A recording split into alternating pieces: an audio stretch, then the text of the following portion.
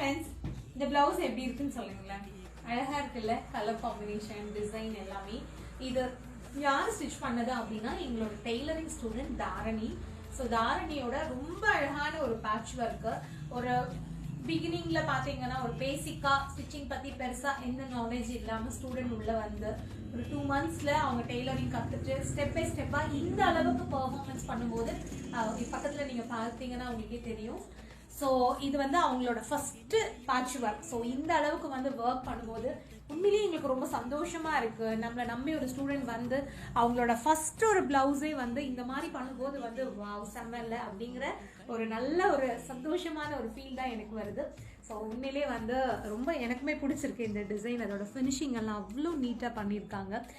எப்பவுமே வந்து ஸ்டூடெண்ட் பொதுவாக என்னன்னா கொஞ்சம் சிம்பிளாக எடுத்துடலாமா, ஈஸியாக இருக்குமா அந்த மாதிரி திங்க் பண்ணுவாங்க. பட் நாங்கள் வந்து அப்படி அலோவ் பண்ணுறதே இல்லை.